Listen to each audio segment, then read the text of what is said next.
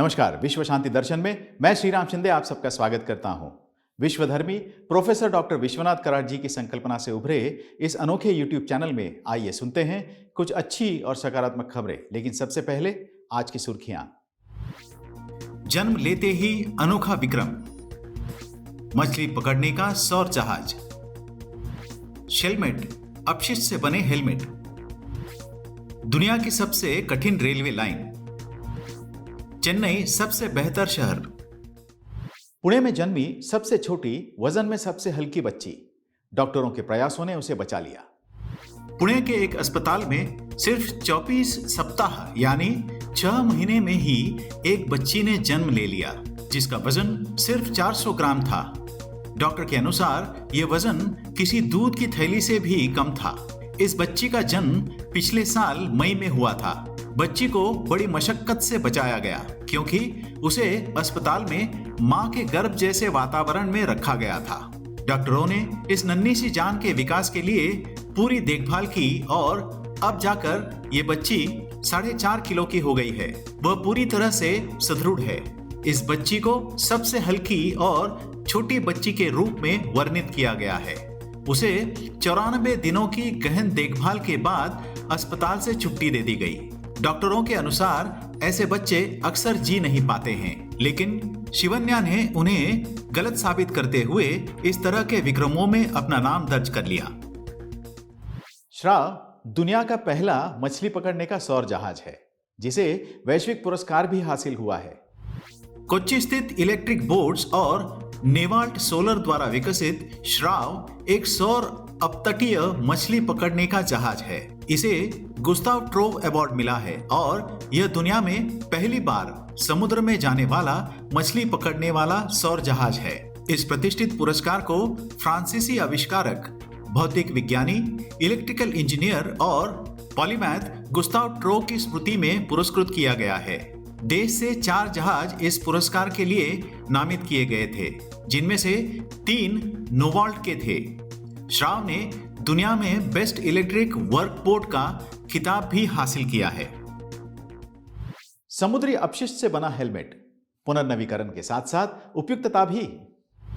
Japan के एक छोटे से गांव होक्काइडो को 40,000 टन सीप के गोलों के प्रबंधन के लिए एक अभिनव समाधान मिला है। साफ, चूर्णित और पुनर्नवीकरणीय प्लास्टिक के साथ मिश्रित ये गोले शेल्टिक में तब्दील हो जाते हैं, जो एक पर्यावरण के अनुकूल सामग्री है जिसे ढाला जा सकता है और नियमित प्लास्टिक की तरह ही इस्तेमाल किया जा सकता है।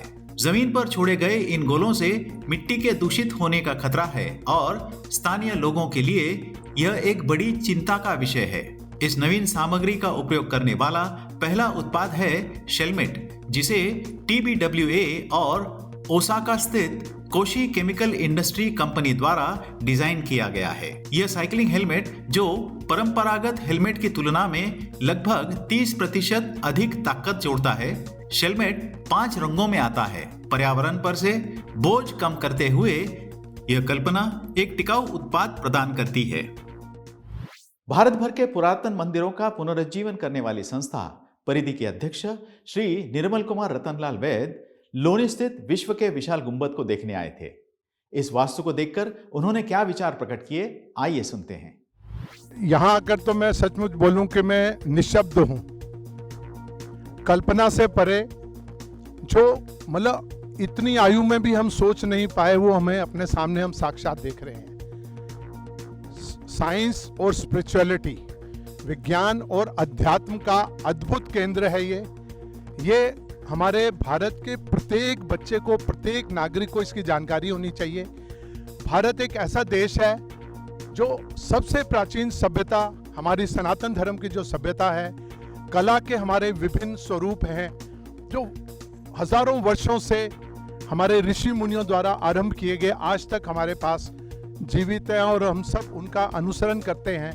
परंतु पिछले कुछ समय से हमारे बच्चे उससे दूर हो रहे हैं। तो मेरा ये प्रयत्न है, जैसे विश्वनाथ कराड़ जी ने ये आरंभ किया है, मैं सचमुच में उनको हृदय से प्रणाम करता हूं कि उन्होंने सचमुच में ईश्वर प्रेरणा से बहुत बड़ा कार्य किया है और इस प्रकार के कार्य पूरे देश में होने चाहिए।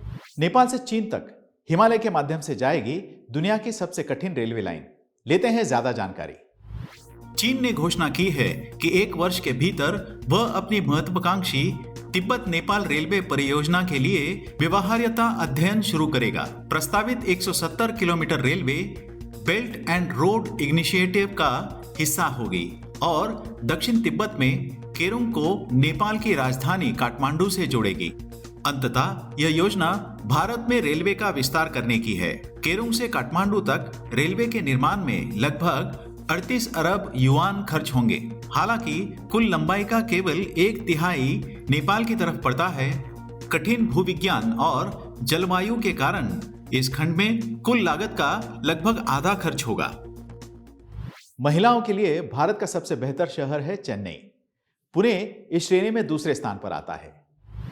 हाल ही में किए गए एक अध्ययन के अनुसार भारत का चेन्नई शहर महिलाओं के लिए सबसे अनुकूल शहर है। टैलेंट स्ट्रेटेजी कंसल्टिंग फर्म अवतार द्वारा कराए गए इस अध्ययन में पुणे दूसरे स्थान पर है, जबकि बेंगलुरु, हैदराबाद और मुंबई ने तीसरा, चौथा और 5वां स्थान प्राप्त किया है। राष्ट्रीय राजधानी दिल्ली इस सूची में 14वें स्थान पर है। शीर्ष 25 शहरों की सूची में केवल 10 राज्यों की राजधानियां शामिल हैं। अध्ययन में शामिल शहरों का 5 पैमानों पर विश्लेषण किया गया: जीवन सुगमता, सुरक्षा, महिला प्रतिनिधित्व दर और महिला सशक्तिकरण। इसके अलावा अध्ययन में इन शहरों में काम कर रहे विभिन्न संस्थानों तथा संगठनों को भी देखा गया और यह भी देखा गया कि वे महिलाओं के लिए कितने समावेशी हैं। यह अध्ययन 783 महिलाओं के एक सर्वेक्षण पर आधारित था। 10 लाख से कम आबादी वाले छोटे शहरों के लिए शीर्ष क्रमांक के सभी 5 शहर तमिलनाडु में थे। वे थे तिरुचिरापल्ली, वेल्लोर, ईरोड, सालेम और तिरुपुर। सर्वेक्षण में पाया गया कि दक्षिण और पश्चिम के शहरों ने उत्तर और पूर्व के शहरों की तुलना में बेहतर प्रदर्शन किया है। तिरुपति बालाजी मंदिर में भगवान को चढ़ाए जाने वाले तुलसी के हार किसी खास गांव से आते हैं। कौन सा है ये गांव? आइए जानते हैं जाते जाते। तिरुवल्लुर जिले के एक गांव में केवल तुलसी की खेती की जाती है और हर दिन विष्णु सहस्त्र नाम का पाठ करते हुए इसे तोड़ा जाता है। इसी तुलसी से बनी मालाएं तिरुपति बालाजी को भेजी जाती हैं। इस गांव का नाम है इल्लापुरम।